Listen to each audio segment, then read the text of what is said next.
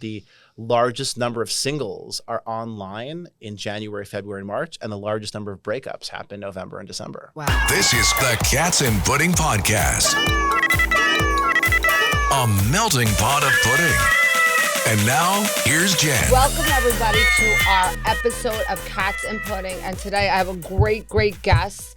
His name is Adam Cohen Aslatei. Did I say it right? Yes, you did. And you're a matchmaker or you're... I run a matchmaking company. He runs a matchmaking company. You don't yourself actually match people. Sometimes it's I do. what you do. Sometimes I probably do. started that way. Yes. Okay, so that's very interesting. So can you tell us a little bit about your company and what you do? Yes. It's very interesting. Can you hear me? Oh. Testing. 1, yes, 2, 1, we're 2. good. We're good. Yes. Okay. So I've been in the dating industry for 14 years. Wow. I started when I was How old are you? I can't say that on camera. Okay. I'm older than 22. I started when I was 22. So now I know how old you are. Exactly. And I'm Canadian. I Okay. actually just became American this morning. We'll forgive you. No, So it's okay. exactly right. And so I've been working for dating app companies mostly through the last 10 years. Okay. The big guys, including the Meet Group and Zeus and Bumble. And then I started my own dating app called S'more a couple of years ago. Oh, I love the name. Which was S'more stood for something more, which is anti-superficial dating. So when you're dating I was thinking of a person- small, like something decadent, and the Yes. marshmallow and the graham cracker and and chocolate. it's like the perfect combination of everything delicious. in a bite. That's a good. What does they call that? Not an acronym. It's a good metaphor. Yes, very good. So we created the first app where you didn't judge a person based on looks. You had to actually chat with them first to see what they looked like. Oh, see, I like that. So you can hear their voice. You could listen to their favorite music. And the more you chat with them, the more of them you see. So I sold my company to Tawkify in 2023, so the beginning of this year. And Tawkify is the largest matchmaking company in the country. Wow. So I run a lot of the operations at the business. We're launching a mobile website coming out soon. But this is old school matchmaking reinvented. Okay. So I'll tell you all about it. So how do you mean? Okay, so we know what matchmaking is because we see it on TV, right? You get a person comes to your house, they get to know all about you, and they send you on dates. The problem is, if you're not ready for love, these dates They don't may not go work anywhere. out, right? They It could be fizzle. the best person ever, Right. but if you're not mentally ready to receive It's a person, not going to work. not happening. So I'm going to give you this later on. Okay, This is all about coaching. So our company, you get a coach and a matchmaker. Okay. And the coach gets you ready for love. So how do you get somebody ready for love? Okay, so we have to unstick you from your past potential experiences, a journey that went awry, some self-discovery, building up confidence. Some people have not dated in many years. They don't know how to date. There's anxieties, teaching you about yourself. What is your attachment style? What is your love language? Most people don't know these things about themselves. A love language. A love language. What's a love language? Well, some people get aroused by touch. Speaking. Could be touch, could be acts of service and kindness. Okay. Could be doing something for someone else. For some people, wealth can be, a huge turn on.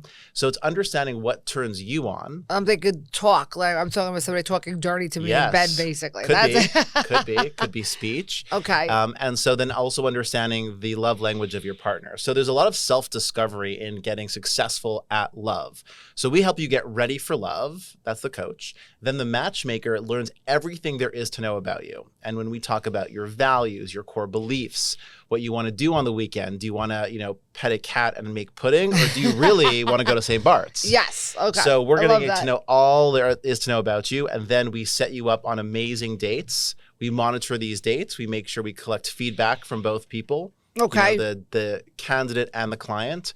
And then hopefully we find some love, and we have an 80% success rate. So we've been doing this for quite a long time. How do you find people? How do you vet people? It's a great question. So unlike a dating app where it's sort of like the wild, wild west, we have a team that vets 100% of people that go on dates with our clients. So we do background checks. Okay. We have conversations, multiple conversations, getting to know who they are, seeing if there's a personality simpatico happening or if we don't really feel like it's right. Okay. Finding that X factor. And then I also have a team, they're called my stealth team. They're VIP recruits. Okay. So if I can't find you the perfect match, I will send my VIP recruiting team into America to find you the perfect guy. And where do you send them?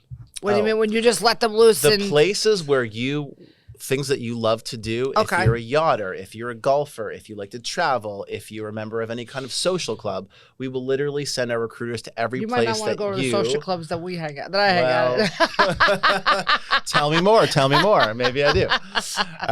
But yeah, I think we're going to send our recruiters to places where you want to hang out, where you do hang out, to find someone So that's you're gonna really walk compatible. to somebody when like they're watering their lawn because they like to garden and say, "Hey, do you want to go date somebody?" I mean, we're more stealth than that. It's Okay. usually, we could be at an airport when your guy's waiting to board his flight and his guard is all the way down because he's waiting with nothing to do, and a pretty person comes over to the guy and says, "Hey, I love the way your shoes look," and they strike up a conversation, and then we get this guy for you. So that's one example. So wait, so you bait them in with somebody who's pretty? I wouldn't use bait them. Yeah, I think it's a little. We figure out different ways of breaking the ice. Ways of breaking the ice. Well, you said they get a pretty girl to talk to this guy, so you're baiting him. We're sending in a person that they would find interesting. Okay. Let's put it that way, because at the end of the day, a pretty face is a pretty face. That's but if true. there's no conversation, we don't get the digits. 100%. I agree with you. Yeah. Yep. If somebody doesn't make me laugh, I cannot be with them. There you go. Humor is a huge part of. Looks will get you through the door, but it fades very quickly if you're not funny. I agree with that. I cannot be with somebody has to keep me entertained. I agree. Yeah, I agree. I love that. So I heard that you are in a situationship. I'm in a situationship right now. Okay. Yes. How are we feeling about that? I mean, How's the situation? it's I guess the person I'm with is I love him and he is a great friend, and I think that we're just we're having a tough time during our relationship right now. I don't know if it's because we're on different paths in our life. I don't know if it's, he's retired and I'm starting to wind up doing all these other things. Like I just started a podcast. I just, I have 4 businesses, I'm very active. So it's not like I'm winding down. I feel like he's winding down and I'm winding up, and it's like we're going on two different trajectories. And that's where the problem lies at this point. Do you want the paths to converge? I mean, it would be nice, but I don't know if we ever will converge. I think we're 2 different types of people. It's a great story because we know each other since we're kids. It's a great love story. It's we dated when we were kids. It's something, and we got back together when we were older after bad relationships, broken marriages and things like that. Kind of sounds like this reality show that I heard about on Amazon a while ago. The one that got away. The one that got away. Yeah. Second time's a charm, maybe. I mean, we thought it was, but I don't know if we're just better as friends. Yeah. And not. Is this open? Are you open to dating other people? Are you allowed to? I mean, I am. I don't know if he'd be happy if I was saying this right now, Right. but it's kind of like we're at a crossroads right now. Okay, so a lot of difficult conversations ahead, but Yes. hopefully meaningful conversations. Yes. We're in the midst of cupping season. So this is the season where people think about the relationship they're in. So everyone that's in the room with us right now, beyond you, Yes. think about the relationships that you're in and think about, is this what I want for myself in 2024? Okay. Do I want to continue on in the same path, or do I want something new? And if you want something new, write on a piece of paper what you want and go find it. Because we shouldn't be settling. We shouldn't be stuck with something that makes us unhappy, that's holding us back. Yes. But this is the time where people are in major transitions, and January, February, and March is dating and dieting season. Really? So a New Year's resolution is usually to find love, to help find a new job, money, and also dating. Is that where you find most people start finding the person? Breakups are happening November, December, and new relationships happen January, February, and March. Really? You find people break up before the holidays? Yes, the most number of singles, because they're scared to bring home someone for the holidays that they may not be around with 2 months later. Right. So should they break it off before, or should they bring someone to the holidays that they know is not going to be here next year? So they're having these conversations and they're kind of having these debates, but the largest number of singles are online in January, February, and March, and the largest number of breakups happen November and December. Wow. because people are breaking up and then they're getting through it that's the Yeah. worst thing to break up during a holiday though, especially if you're with somebody for a long time. Yeah, look, the thing is with the holidays, you also have your family and your friends around. Everyone's giving gifts. It's nice to be in a relationship. Which sometimes makes you want to kill yourself if Yeah. you're that depressed. Totally. And but then if you're single at the holidays Yeah. and your family's saying, so where's the person beside you? Right. When you're going to get married, when you're having the baby, They're when you're asking, having, yes. so it's a lot of pressure. But ultimately, I think that people need to set a goal for themselves in their relationship. What do they really want out of it? And if they can't get that out of the partner and they've tried the conversations and they've tried coaching and they've tried the therapy, you need to live for yourself. You need to be happy. And a person's not going to make you happy. No, So you if gotta you're make happy, yourself happy. you have to make yourself happy. And that is very great advice, and that's good wisdom. Yes. And do you have your perfect relationship? Do I have? Yes, you I do. have my perfect relationship. Okay. I've been in one for 14 years. Nice. And I think So you that, you young. You started yes, dating. I started That's beautiful. really young. And I think that, relationships are a lot of work. And I think are. a lot of times younger people especially go into relationships thinking that there's a million fish in the sea. And there's even a dating app called Plenty of Fish. Fish, yes. And so we're accustomed to, if the date isn't completely perfection, Right. literally going back on the dating apps that same night and looking for someone else. And Yes. so we start treating people like they're disposable.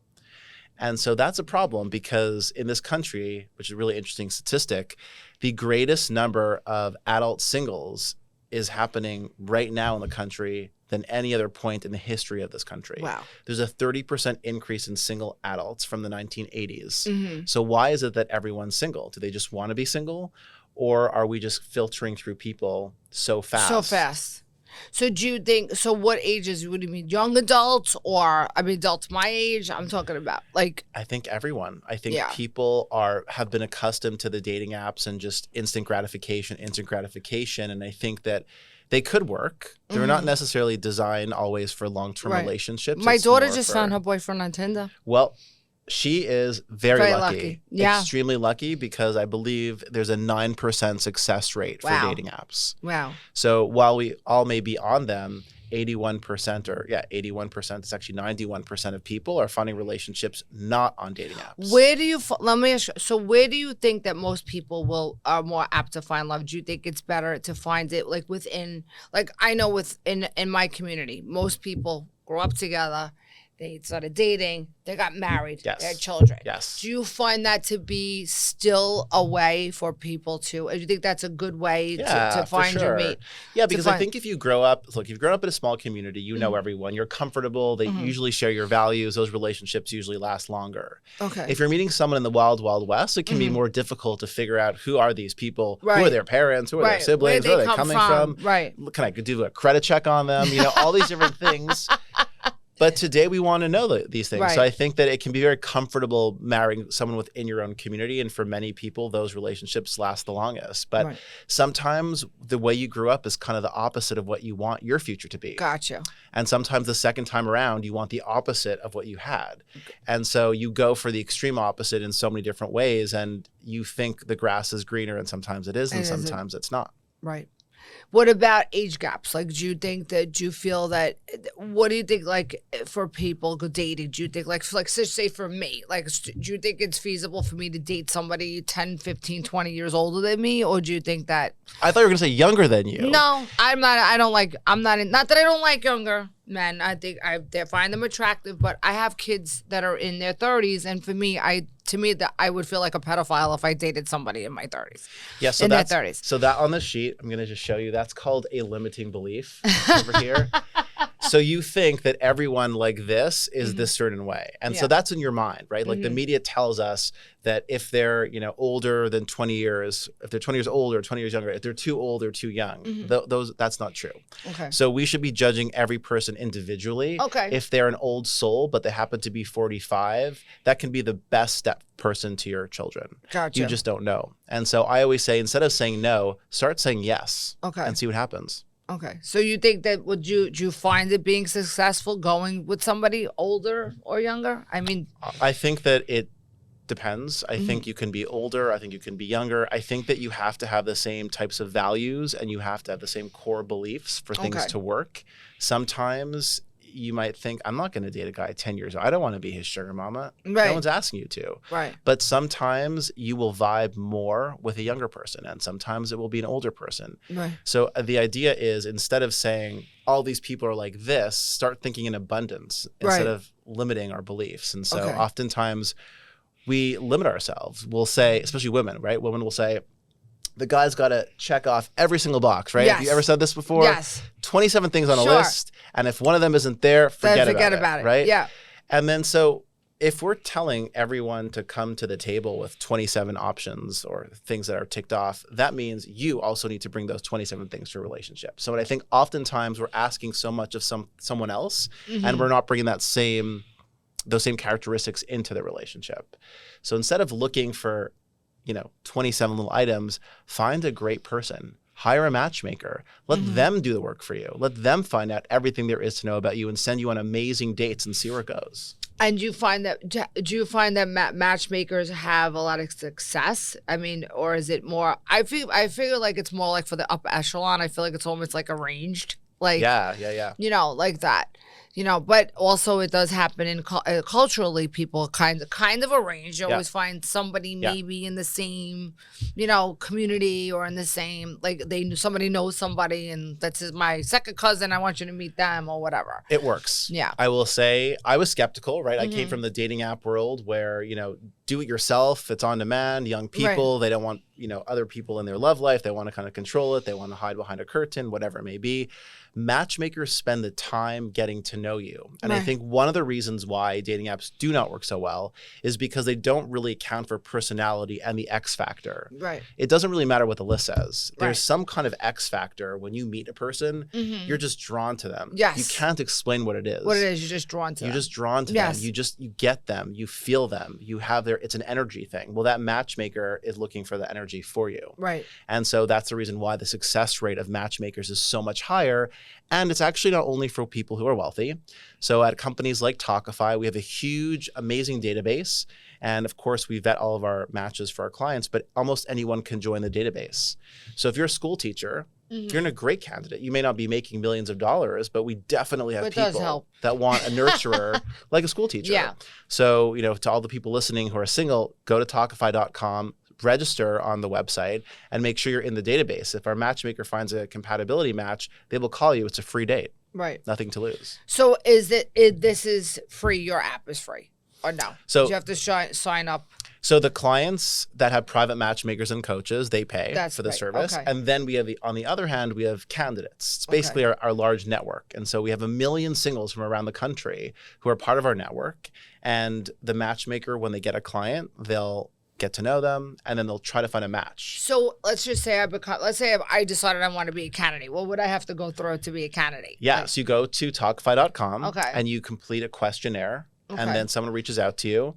They screen you, they get to know things about you, and then your profile remains in our database. Okay. Then compatibility client comes along and the matchmaker is looking for the perfect match for this amazing guy in New York City, wealthy and handsome, and he's a lover, and he likes kids, and he wants to travel, and he does not want to stay at home petting cats and eating pudding. Eating pudding, okay. He wants to go out, he wants to live his life, and the matchmaker says, this woman, Jennifer, really looks compatible. I'm cross-referencing. Let me give her a phone call on video and see what she's about. Okay. The matchmaker will call up Jennifer on a video call, ask you 15 questions, and then say, do I think Jennifer will be a good match for my client? What kind of questions do they ask? All kinds of questions. What are your core values in life? Talk about the kind of relationship that you're looking for. Do you want to have more children? What excites you about life? Talk to me about, your sexual life, sex life. What do you like? What do you not like? What kind of guy you're looking for? What is your love language? If we don't know what your love language is, we'll figure it out. Okay. But getting to the essence of what makes you tick. And then if the matchmaker feels like, okay, we really do think that there could be a great compatibility match here, they will set you up on a date. You have to just show up. Now, do you feel that do most people, like with your app, or just do you find that that most people will find do you have a lot of success with people finding their mates with you? 80% success rate. Wow. So it's extremely high. And the reason for it is we really take a great deal of time getting a person ready to receive love. I often think that, there's so many matchmakers and we've seen these great matchmaking shows. And you think most people settle? I think that most matchmakers, if they're a good matchmaker, they can get you on a good date. I think that most American singles haven't done enough work on themselves. Okay. There's a lot of feelings that need to be mended. There's a lot of feeling of abandonment and resentment and why did this person do X, Y, and Z?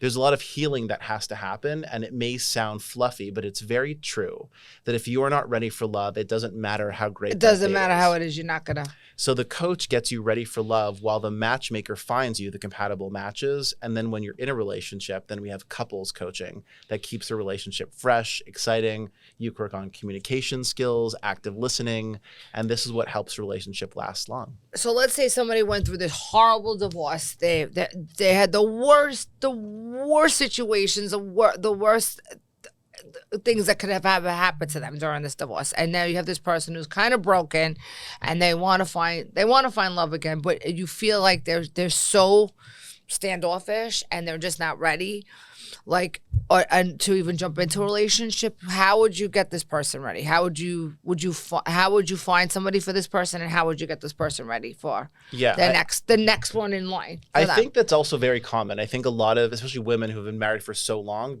may not know how to date. They've never been on a date. What is a dating app? Well, when I was your age, I just kind of went to the restaurant or a friend. Went to a club, went to a bar. A friend introduced me to somebody. And sometimes it's strange to be using a dating app knowing that your children are also could be on the dating app. And are we going to be dating the same people? I mean, it can be very strange situation. I think a lot of women who have been in long-term relationships have an anxiety about meeting someone, sitting across the table from someone they don't know in a dating way. So to me, a lot of what I would do is a lot of mock dates, getting you ready to ask those questions, getting ready to, have conversations with a person that you don't know, that's a total stranger to you. Right. That is one of the most difficult things to do. You want to find out a lot about a person, but you don't want to feel like you're interviewing the person. Right. Because a lot of women are more efficient daters than men. Yeah. But sometimes efficiency makes it feel like a job, and the man gets turned off. You feel like you're on a job interview because you're going down a checklist in your head of what you would need. Do you feel that? Well, instead of the checklist, because you're right, a lot of women go into the day thinking, okay, I'm looking for these X, Y, and Z. And they also have deal breakers. Right. So if he does any number of things, I'm not going to see it. He said something, forget about it. I'm done. Yeah. So I always say, instead of looking for the red flags, find 3 redeeming qualities about a person. For your next date, your goal is to find 3 things you like about that person. If there's a red flag, there's a red flag. If there's a red flag, I agree. But instead of looking for red flags, look for redeeming qualities about a person. It's a mindset shift. Do you think? All right, so let's just say, I look at it like this. When not even for myself too, but I haven't dated in a long time. But when my kids or my friends, oh my God, I dated this guy or I dated this girl, but they've never been married and they don't have any children. They never had a long lasting relationship. I think that's a red flag. If somebody is my age in their 50s and they've never had a long lasting relationship, they've never had children or never been married, I think that's an issue.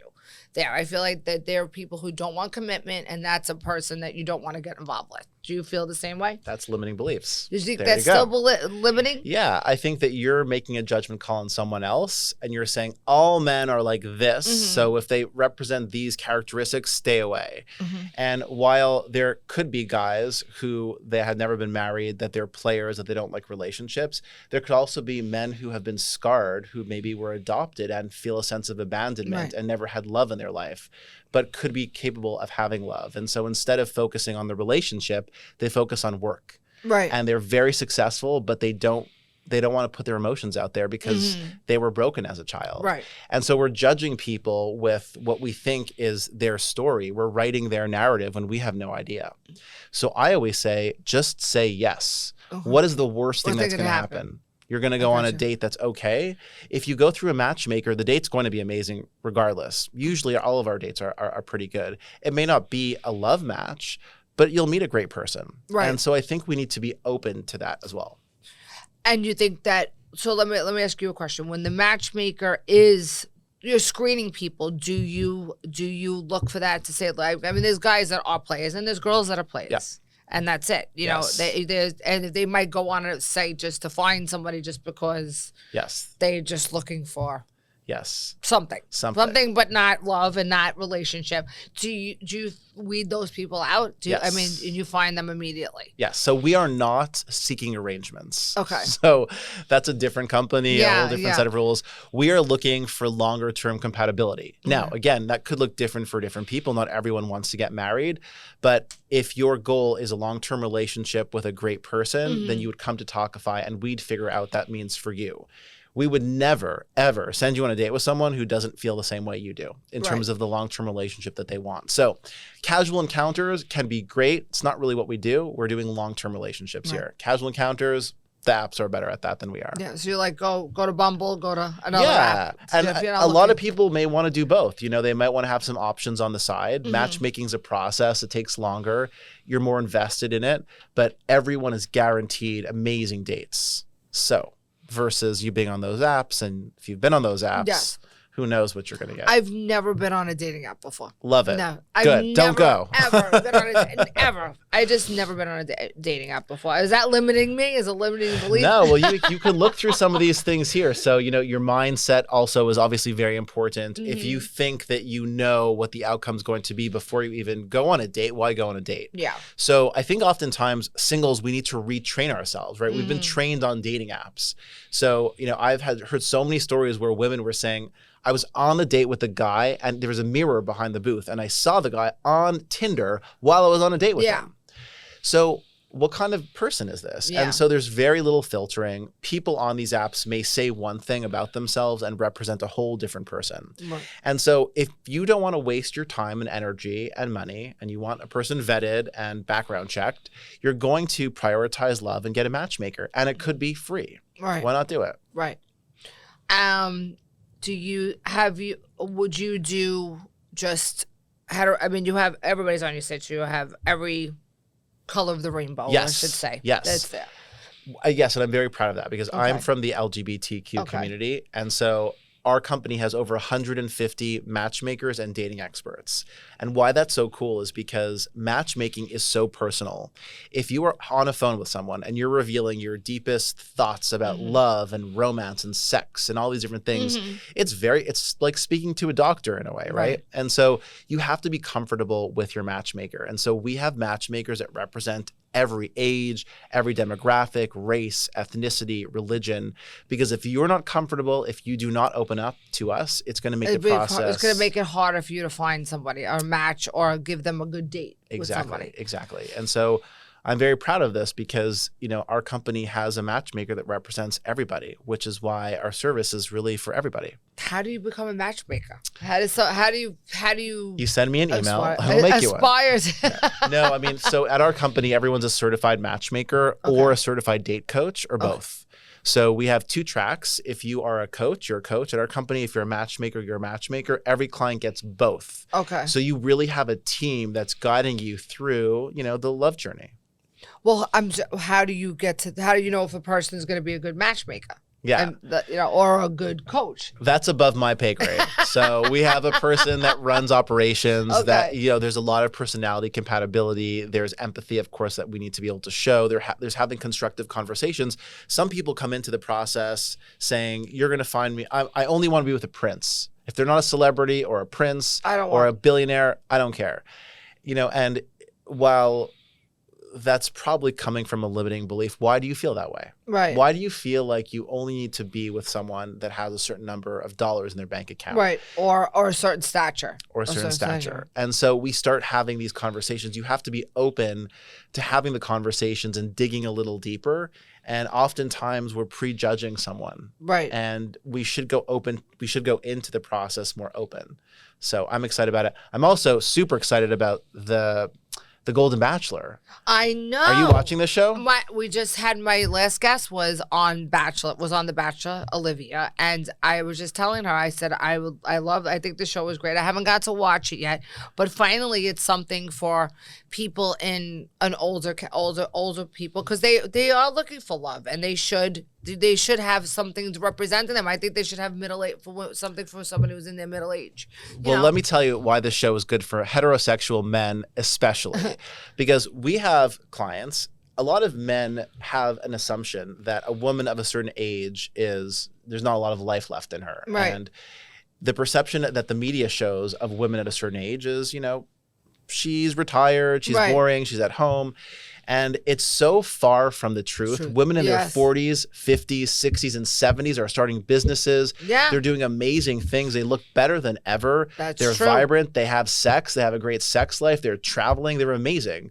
And I think the perception from many heterosexual men is the opposite. And so only women who are in their 40s or younger are still vibrant and still have, joie de vivre. And I think that the show really changes your mindset and realizes, wow, a man who's 65 can date a 65-year-old vibrant woman. And they're gonna be vibrant. They're not. It's not the end of their game. They're still no. But it's sad because that's what happens with women. A lot of men think that once you hit a certain age, that you're just out of the game. Which is why I love when women of a certain age date younger. Because you know what? Men have been doing it for eternity. And it's about time that women can date men who are 10 years younger.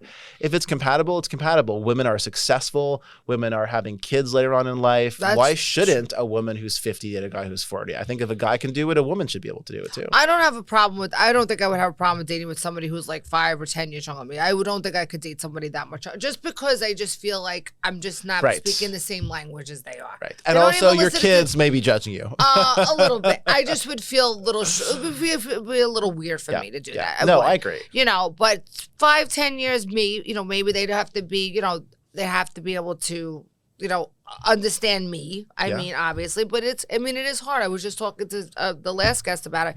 They don't, if you're dating somebody 10, 20 years younger, you're talking to them about a movie that I watched in 1980. They're like, what movie is that? You know what I mean? They Frame don't of know. references, yeah. Right. I mean, I said a reference the other day to in front of my daughter, and she was like, what? What are you talking about? I'm like, see, you just don't get it if you're not my generation. But then there's the 40-year-old movie buff who really just is an old soul, and that's the kind of guy that you would connect with. And they would with. Appreciate, oh my God, I love that you know that. I love that. Yeah. Oh my God. Yeah. And I feel like, and that guy will want to be with a woman who is going to, in a way, like enlighten him about life. Yes. In that way. And again, instead of limiting who we think we should date, let's start exploring different ages and religions and ethnicities and see how that goes. Again, you don't know what you don't know.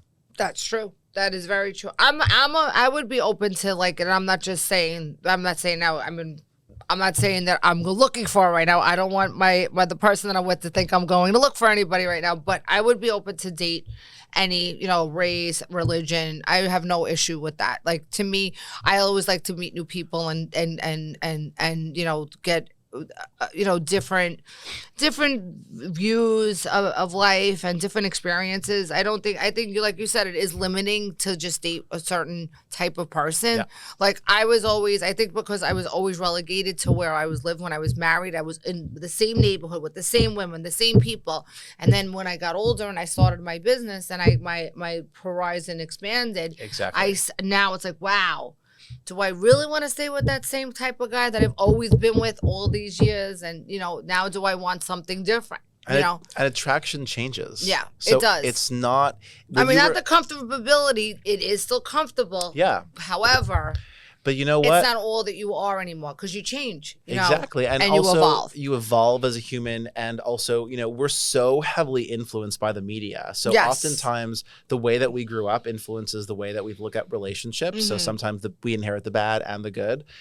Usually we're comfortable dating within our community because that's what we know. The media, when I was growing up, the iconic thing to be was Abercrombie. Yeah. And so that was like the best looking girls and the best looking guys were Caucasian, blue-eyed, surfer bodies, and that was what was, attractive. And it's so illuminating and refreshing today that the idea of what beauty is has evolved so much for races, for religions, for ages even, and body types. And so we're starting to see attraction in all different types of people, which I think is great for the world. Oh, no, it is. Definitely. I mean, it's like you said, it's limiting when you're just looking in one pool. It's like there's this little pond, this little puddle when there's a whole big vast ocean out there to go in. Exactly. You know, the same guppies are in that place. You know, this Yep. just this little spot. So you know, I would be open to date anybody that would inspire me and anybody who's going to make me laugh. Those are the two biggest things that I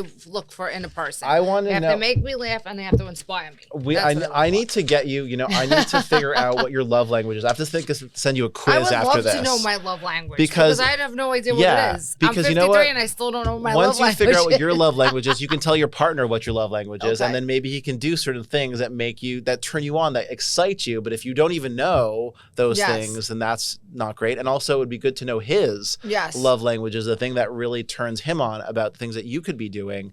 And so, again, knowing as much about yourself in a relationship as possible, and about your partner, and about your partner, you need that. Don't you find that today too? A lot of people are so not. I don't want to be so mean and say self-absorbed, but I'm going to say self-absorbed. They don't really listen to what their other half, because there's so much other stuff going on.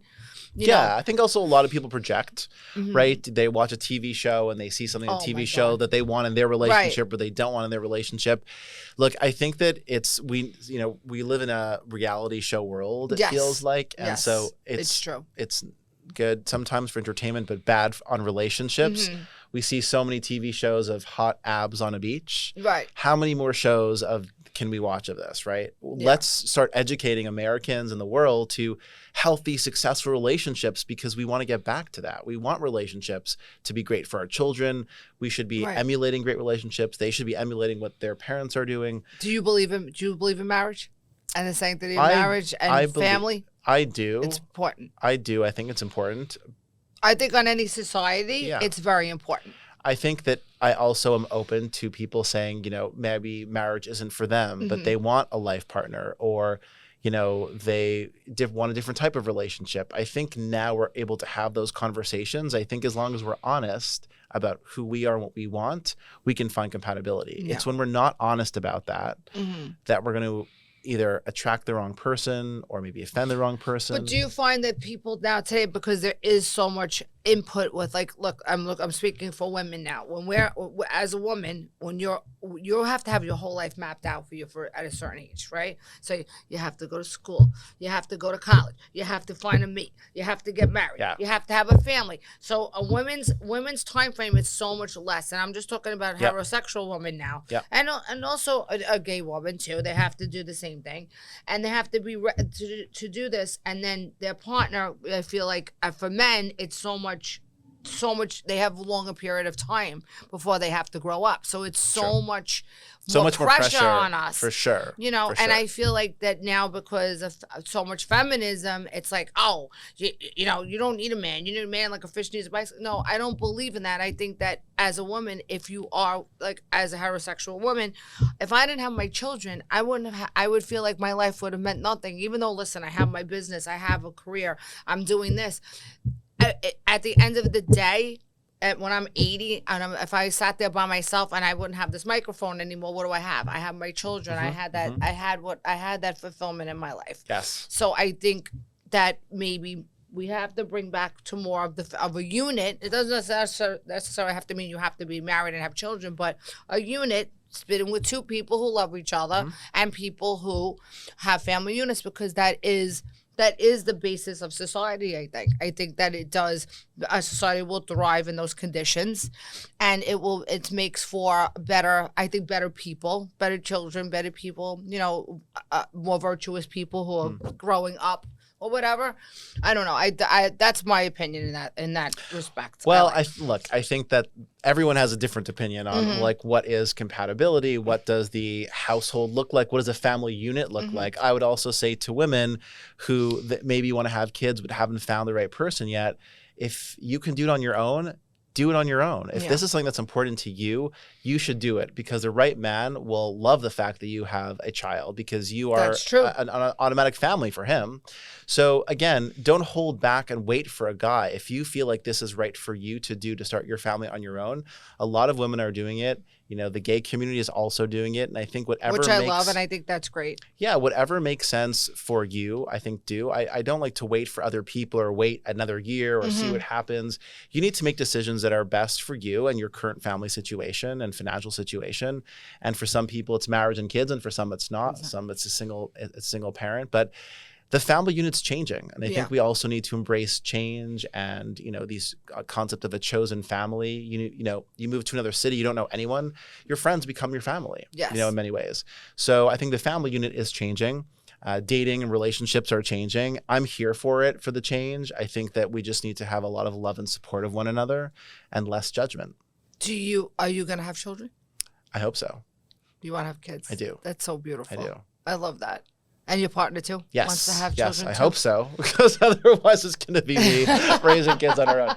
No, we both do want to have children. Yes. Yeah.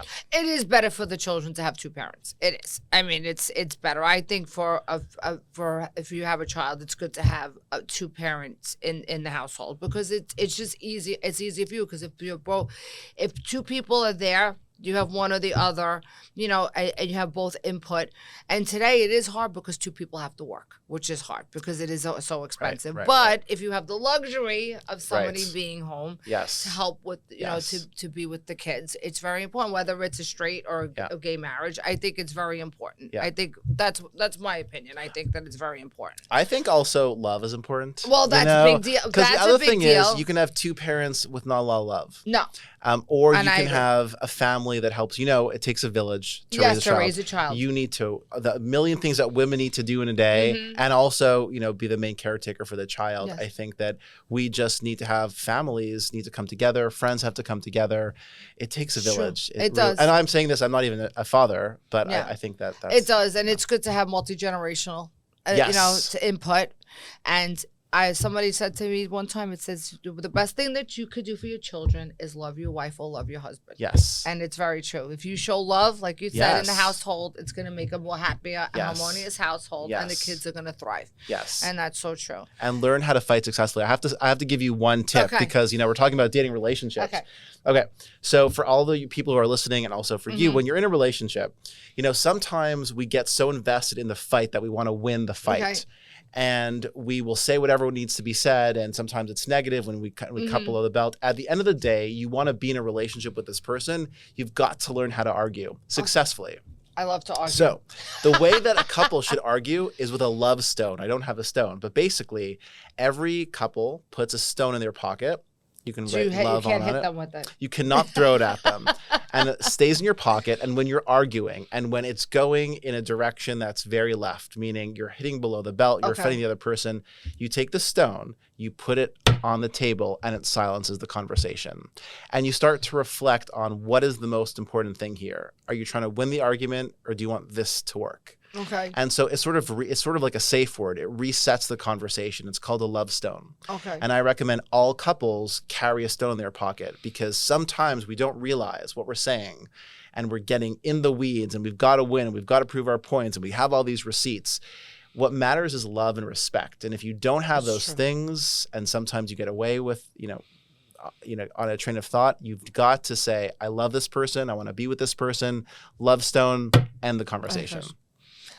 I would think I would carry a love stone, but since we're such crazy Sicilians, that might hit somebody in the head with it.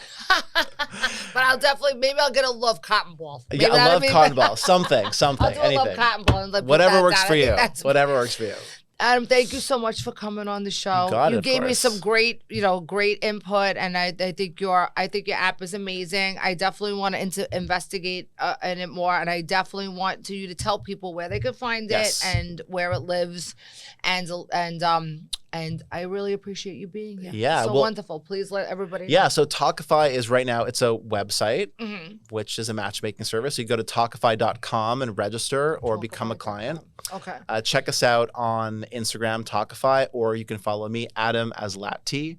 on Instagram. My Instagram's actually quite fun. I was listening to your other guests. Mine is fun, so follow me on you have Instagram. a fun, I'm gonna Mine's a start fun following one. today. A lot of fun celebrity interviews that we Love do all it. the time, and we will be having an app that comes out early 2024, which allows matchmaking to be for anyone who prioritizes love. So I'm excited about that. I love it. And when I'm ready to start using your app, I'll become a candidate. I'll start with being a candidate Yes. first. Okay. And I I'll get love my it. love cotton. I love it. I'll get my love cotton. No stone. Okay.